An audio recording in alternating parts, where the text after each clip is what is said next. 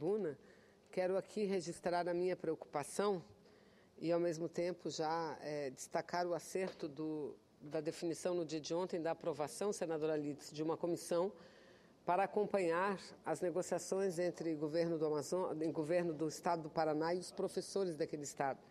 Eu estou aqui com uma matéria que foi divulgada pela internet das 15h07. Agora são já 17h09, das 15 horas, mostrando fotografias do ato que apontam situações extremamente delicadas. Aqui estão submetidos os professores, parece que muito gás lacrimogêneo foi atirado contra os trabalhadores, os professores, e mostram que, novamente, o confronto que ocorreu ou está ocorrendo ainda em frente à Assembleia Legislativa do Paraná, por conta do início da votação do projeto do governo Beto Richa, do PSDB, que modifica a Previdência dos servidores do Estado. Dizem que há um cerco muito forte por parte da Polícia Militar do Estado e que bombas de gás, balas de borracha, jatos d'água estariam sendo utilizados para dispersar a população. São inúmeros os trabalhadores e trabalhadoras machucados, senhor presidente, é a notícia que recebo. Mas espero que nada demais tenha acontecido, de mais grave. Lá foi composta uma comissão de senadores, no dia de ontem, para acompanhar o desenrolar desses fatos, e entre eles estão os senadores Roberto Requião e senadora Gleice. Espero que eles possam estar lá ajudando e procurando amenizar essa situação que é lamentável. E é com muita tristeza que falo isso, senhor presidente, porque, além de farmacêutica, eu fui professora durante muitos anos da rede pública do meu estado, do estado do Amazonas.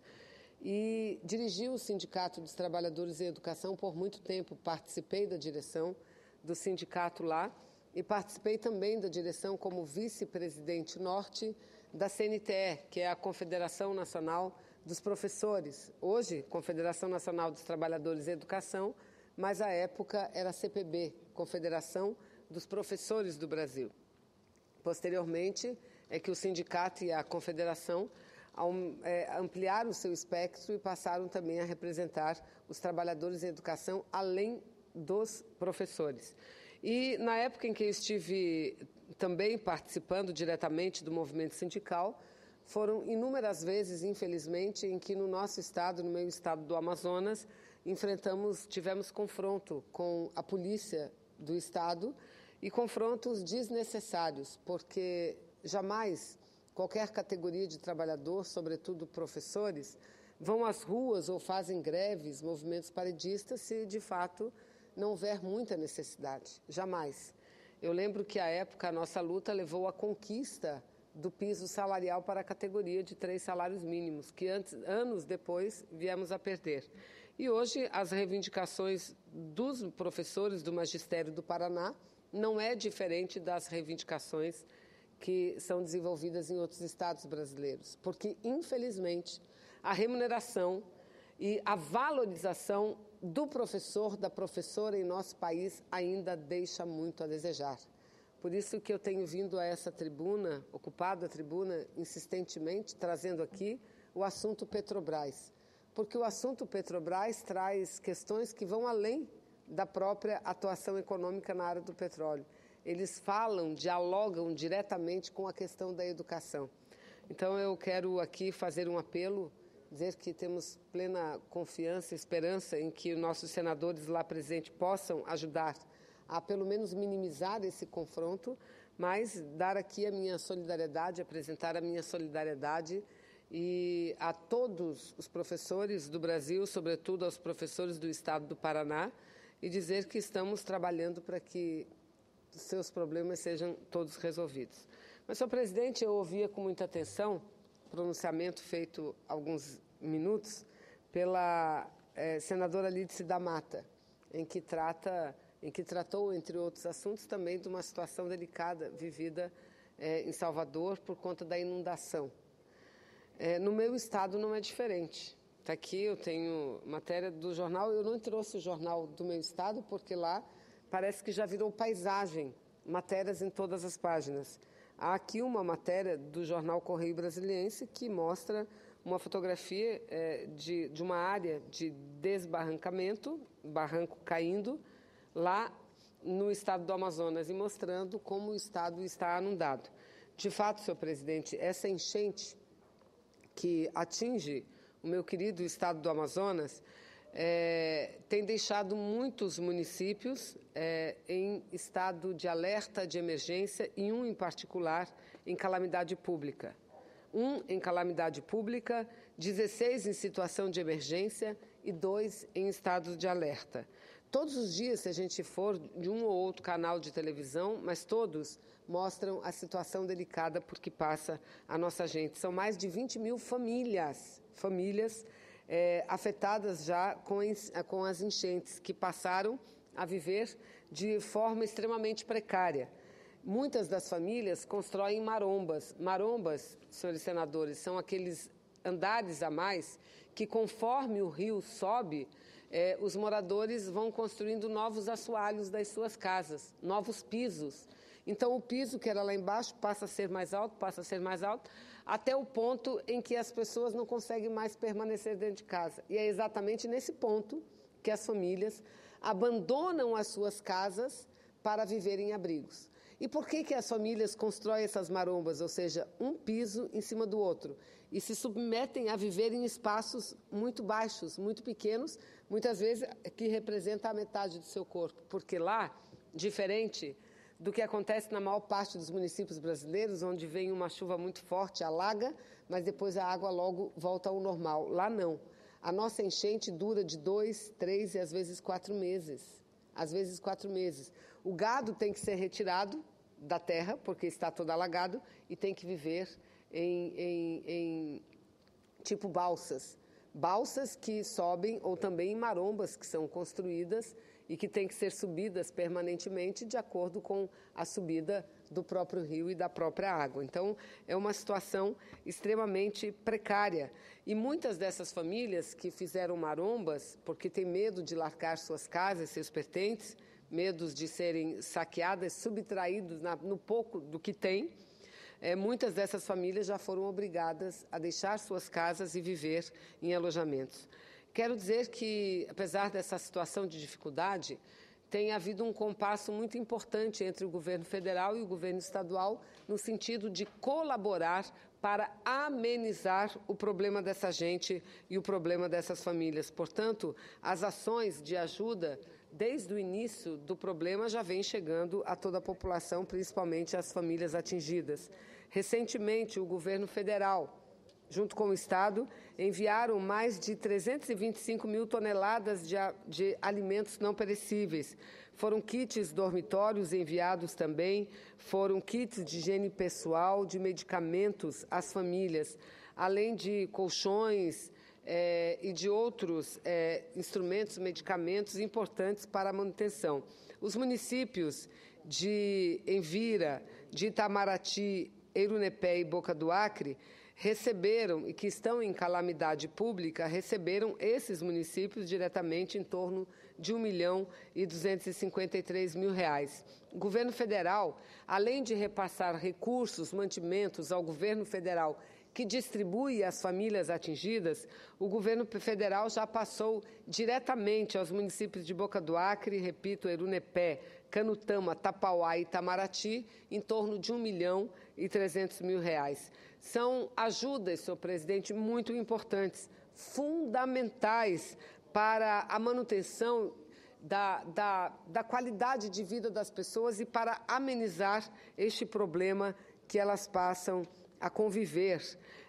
Por isso, senhor presidente, eu quero dizer que eu tenho com muita insistência, e todos os anos, infelizmente, venho à tribuna para dizer isso, que nós precisamos encontrar no Brasil uma forma muito mais eficaz, muito mais ágil de colaborar com essas pessoas que sofrem com esses problemas quase que num período anual. Não é? É óbvio que existem cheias que são muito maiores do que aquelas normais, mas eu apresentei no ano passado, pensando nisso, um projeto que tomou um número aqui na casa 303, projeto 303 de 2014, um projeto que estabelece o que nós chamamos de seguro-cheia. O que vem a ser seguro-cheia, senhor presidente? O seguro-cheia nós podemos dizer que seria uma forma de seguro-defeso ou uma forma de seguro-desemprego. Porque os trabalhadores, quando perdem os seus empregos, eles podem acessar o seguro-desemprego, temporariamente. Os pescadores, quando estão impossibilitados por uma normatização legal do governo federal, impossibilitados de trabalharem na pesca por conta da defesa daquela espécie, né, da defesa da espécie, eles recebem também por parte do governo federal o que se chama de seguro-defeso. E o que vem a ser, então, o seguro-cheia? O seguro-cheia deverá ser dirigido aos agricultores, senhor presidente.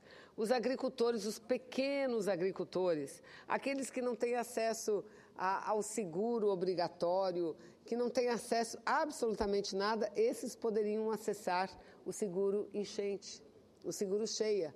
Porque quando eles sofrem com a cheia, não é apenas nas marombas que eles são obrigados a viver dentro das suas próprias casas e obrigados a construir com seus próprios recursos.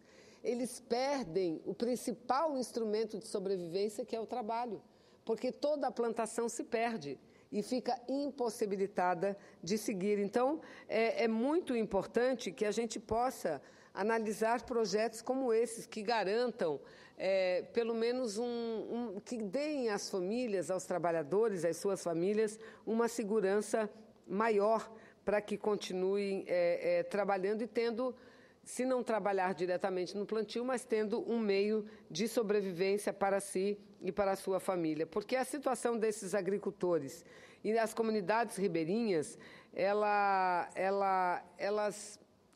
é uma situação delicada, porque muitas vezes não é o trabalho de 1 ou 2 meses que se perde, é toda uma safra que só acontece uma vez por ano.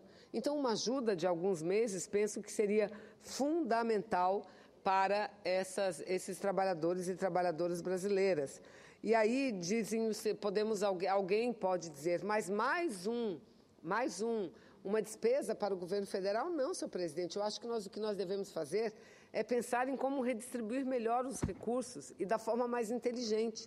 Isso não seria uma doação, seria um reconhecimento e um seguro para aqueles que trabalham e ajudam o Brasil a produzir. Podemos pensar na criação de um fundo, porque para o médio agricultor, para o grande agricultor, existe algo chamado seguro. Seguro, senhor presidente, que é um fundo que garante, quando há perda da produção, há a reposição, pelo menos, de parte dessa perda. E para aquele pequeno que vive lá na região amazônica, o que tem para cobrir a sua perda? Então, está na hora da gente analisar, e o projeto que eu apresentei vem exatamente nesse sentido. Não quero dizer que o projeto esteja perfeito, pronto e acabado. Precisamos iniciar o debate, precisamos dar continuidade ao debate, mas o fato é que eu não tenho dúvida nenhuma que nós precisamos avançar seriamente no sentido de dar uma garantia maior a trabalhadores que perdem a sua produção, o meio de sobrevivência por conta desses desastres naturais, não é? Então, fica aqui não só a minha solidariedade aos trabalhadores rurais do estado do Amazonas, a gente que vive nesses vários municípios que estão em situação de alerta, de calamidade, porque só sabe do sofrimento quem passa pelo sofrimento, senhor presidente, e não é fácil. Imaginem quem passou em um ou outro momento de sua vida ou enfrentou uma grande cheia, uma cheia que o rio enche rapidamente, alaga a casa, mas depois de algumas horas, alguns dias, a água baixa. Imagina quem convive com isso durante meses. Imagina o que significa cidades inteiras alagadas, as casas, as ruas passam a ser os rios e o meio de transporte é a canoa. Estivemos há algum tempo no município de Anamã, numa cheia anterior, que foi a cheia histórica, e a gente viu as dificuldades por que passam as pessoas e que enfrentam problemas da falta de recursos, enfrentam problemas de saúde, não é? Então, creio que é preciso não só destacar o problema, e aqui são vários os estados brasileiros, vários os parlamentares que têm vindo, ocupado a tribuna para relatar casos semelhantes como esse vivido no meu estado do Amazonas. Então, fica aqui não só a minha solidariedade, mas a minha mensagem aos amazonenses, aqueles que enfrentam esse momento extremamente delicado, difícil, de que nós, na bancada, estamos unidos e estamos procurando ajudar, não só nesse momento, mas ajudar no sentido de garantir instrumentos por parte do Estado brasileiro para que, em outros momentos em que o problema se apresente, o impacto desse problema seja cada vez menor para a população. E, por fim, senhor presidente, para concluir, eu quero aqui falar um pouco do que foi uma reunião que tivemos ontem. Vossa Excelência estava presente na reunião nossa, da bancada do Norte, os senadores do Norte, com o ministro de Minas e Energia, senador Eduardo Braga, momento em que discutimos os investimentos para o setor na região Norte e na Amazônia. No debate de ontem, senhor presidente, ficou claro que, como nós, os representantes da Amazônia, precisamos ter um protagonismo mais forte, um protagonismo mais presente nesse debate sobre os investimentos no desenvolvimento energético do Brasil e sobre também as compensações a serem realizadas, visto que é na nossa região, é na região amazônica e é a Amazônia aquela que tem a maior capacidade de geração de energia elétrica no Brasil. 70% da capacidade de geração de energia hidráulica elétrica no Brasil vem da Amazônia. E, de longe, nós não consumimos nem 20%, quanto mais os 70% que nós geramos. Não há nenhum óbice de nossa parte em que nossos rios, nossas regiões, nossa região seja utilizada para gerar energia elétrica, mas o que nós queremos é tão somente a compensação por isso e também a certeza de que a nossa gente e de que a nossa região não sofrerá, não é, senador Telmário, com a falta de energia elétrica. E foi com essa perspectiva que o ministro Eduardo Braga, e é muito bom ter um ministro amazônida, ter alguém da nossa região à frente do Ministério de Minas e Energia, foi com essa perspectiva que ele anunciou a expansão, por exemplo, das linhas de transmissão na região e o aumento das conexões com o Sistema Interligado Nacional. Pelo plano do Ministério de Minas e Energia, até o ano de 2018, com a integração de Boa Vista, menos de 1% da energia elétrica consumida no Brasil estará fora do Sistema Interligado Nacional. Ou seja, até pouco tempo, quando olhávamos o mapa do Brasil, víamos uma extensa região, que era a Amazônia, isolada do Sistema Interligado Nacional. Hoje, repito, 2018 chegando com a conclusão e a interligação de Boa Vista, capital do seu estado, senador Telmário, menos de 1% da geração estará apartada do Sistema Interligado Nacional. Conceda a parte a Vossa Excelência. Senadora Vanessa, primeiro eu quero cumprimentá-la por essa matéria que Vossa Excelência está abordando e que é, para nós da região, para o Brasil inteiro, a questão energética ela é crucial. E na região nossa amazônica nem se discute, né? Principalmente o meu estado, que hoje a energia que chega lá, ela já está chegando de forma precária e vem da Venezuela, que vive aí essa crise institucional, essa crise que passa o país venezuelano, e isso eles deixaram de dar aquela manutenção que era necessária e caiu a quantidade que eles teriam que fornecer de energia para o nosso estado, de forma que prejudicou. Mas graças à eficiência do ministro Eduardo Braga, que me orgulha e orgulha Vossa Excelência, principalmente Vossa Excelência, que é daquele estado, e o Eduardo é uma pessoa competente, é uma pessoa comprometida com a Amazônia, comprometida com a Amazônica de forma geral, e conhece a nossa realidade. Eu fico tranquilo. A preocupação ela é forte, porque as obras do Leão para chegar a Roraima estão atrasadas há mais de um ano. Mas eu sei que, se dependesse do ministro, já estava em Roraima há muito tempo, né? Porque, primeiro, ele tem eficiência, tem compromisso, é uma pessoa que conhece como ninguém aquela realidade nossa, sabe da importância que Roraima precisa, né, da energia para o estado de Roraima. É um estado ainda em desenvolvimento, é um estado que passou por uma administração desastrosa, né, comandado por um grupo extremamente corrupto, eu acho que o maior do país, né? Falo assim com força porque me revolta, né? O que eles deixaram a educação no estado de emergência, saúde no estado de emergência. Roraima vive hoje do dinheiro público, do contra-cheque, né? Um estado que nós temos ali 500...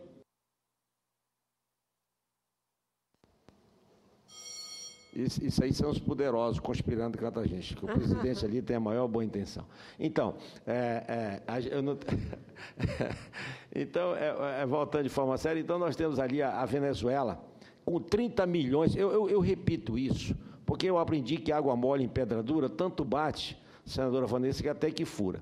Então, a Venezuela, nós temos 30 milhões de habitantes. Hoje, os grãos que vão para a Venezuela vai da Nicarágua. O leite que vai para a Venezuela vai do Equador. A carne vai do Brasil. E Roraima é vizinho. Temos campo, temos área, temos um povo, temos cultura. A pecuária, quando o território, fomos o território que mais exportava carne bovina do norte do país. E hoje nós mandamos 1 quilo de carne. Porque Roraima teve essa ingovernabilidade, né, que deixaram Roraima, inclusive, contaminada da fitose. Então, a energia chega ali e ela vai, com certeza, dar infraestrutura, a garantia, né, para o Brasil crescer para ali, os investidores chegarem ali. Nós temos uma terra extremamente fértil, uma área que pode produzir bastante, e a partir dali a gente fazer uma grande integração, né? Pegando ali Rondônia, pegando Manaus, que agora, recente, quero parabenizar a governadora, fiz uma fala dessa, teve um encontro com o governador do Amazonas, e ali eles foram aprender como criar alguns tipos de peixes, com matrixã e outras, que é criado hoje em Manaus, em igarapés, né? Que em Roraima é mais em lagoas, em açudes, em redes e tal. Então, é um outro sistema que não afeta o meio ambiente, de ordem que essa integração do norte, nós vamos aí poder fornecer para a Venezuela, Europa, enfim. Então, eu quero aqui parabenizar a Vossa Excelência por trazer uma fala dessa, mostrar o quanto que, onde muitos pregam a falta de otimismo, a falta denigrindo, né, o Brasil, dizendo que o Brasil está aí à beira de um colapso, à beira de tudo, e a gente vê que essa questão energética está aí pelo ministro Eduardo sendo conduzido com maestria, buscando o caminho correto para poder atender todo o Brasil. Mas, quiçá, nós estamos torcendo, e eu não pude ir à audiência que Vossa Excelência foi, mas eu soube as informações, eu tenho conversado por telefone com o ministro Eduardo, e nós estamos numa torcida absoluta, usando a nossa força política para a gente rapidamente fazer essa energia chegar lá, e aí a gente computar esses dados maravilhosos que Vossa Excelência colocou, só de 1%. Parabéns pela fala, Vossa Excelência. Muito obrigada. Eu que agradeço a parte de Vossa Excelência, senador Telmari. Se me permite, quero integrá-lo ao meu pronunciamento, porque Vossa Excelência levanta uma parte que já me poupa de falar. Porque quando a gente fala em energia, a gente não fala apenas na luz de casa. A gente fala na possibilidade do desenvolvimento, na possibilidade da geração de renda, da geração de emprego. Sem energia, nós não chegamos a canto nenhum. E é sobre isso que nós estamos falando. Estamos falando de uma região que tem 70% da capacidade energética do Brasil, mas que sofre falta de energia ainda, e que até pouco tempo não estava interligado, senador Paim, ao sistema elétrico brasileiro, ao sistema interligado nacional. E agora é que a gente está tendo essa capacidade, repito, com a presença, como diz Vossa Excelência, de um ministro da região amazônica, e um ministro que, tecnicamente, é muito familiarizado com o assunto, porque é engenheiro eletricista e, portanto, é do setor. Nós poderemos fazer com que o Brasil, mas, sobretudo, a nossa Amazônia querida, dê um salto muito importante e receba aquilo que sempre mereceu. Ontem, por exemplo, ele mostrou o anúncio de investimentos no Norte que somam uma quantia superior a 15 bilhões de reais. Só no meu estado do Amazonas serão investidos em torno de 100 bilhões, dos quais 1 bilhão ainda esse ano de 2015. Em Manaus, serão aplicados 400 milhões para a continuidade das obras da usina de Mauá 3, que vai gerar em torno de 570 megawatts, o que vai contribuir em muito com a expansão da capacidade instalada da capital, que é de 1.700 megawatts, senhor presidente. No plano apresentado pelo ministro ontem, a bancada da região norte Consta ainda investimentos de 662 milhões no interior do meu estado para a construção de 33 usinas com potência instalada de 158 megawatts nas bacias do Solimões, Juruá e Japurá. Mais 600 milhões serão destinados para a construção de 47 usinas com potência de 150 megawatts.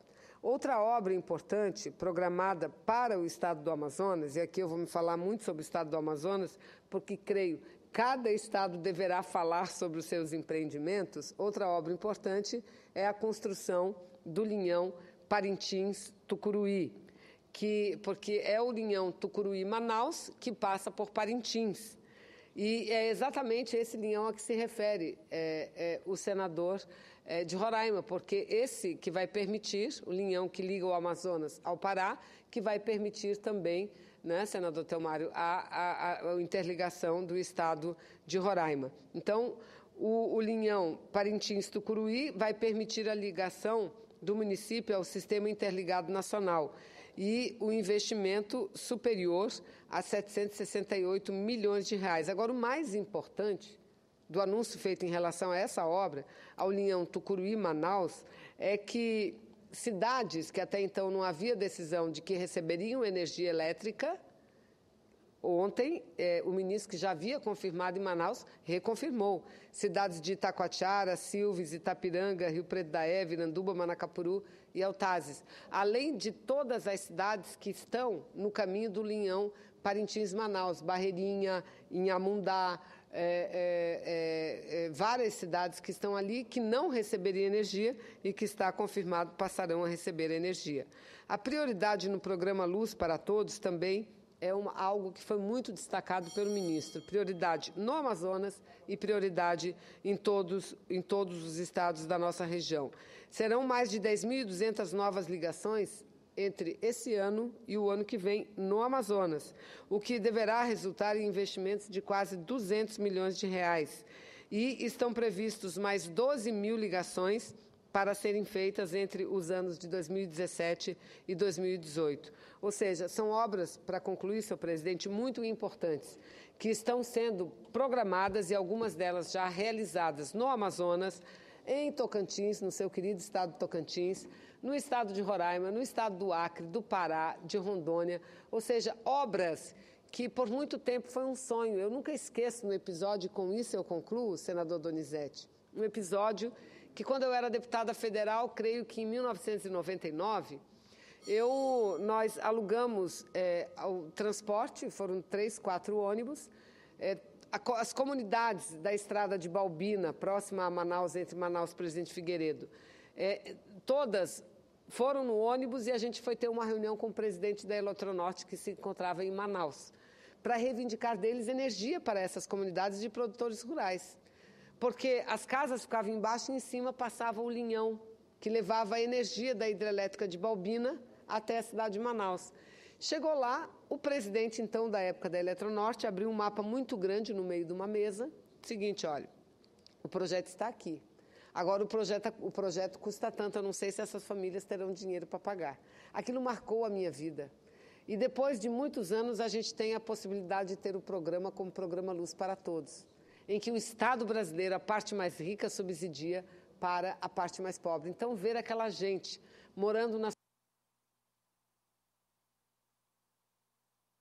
e acessando a energia elétrica, para a gente, é muito mais do que um sonho realizado.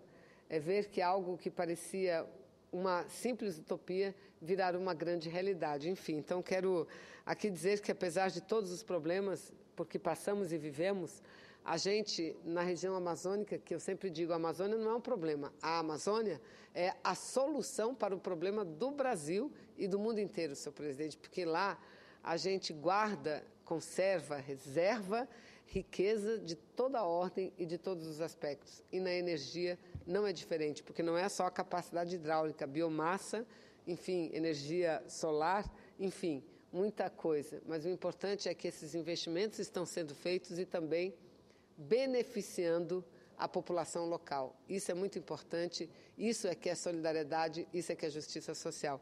Muito obrigada, presidente.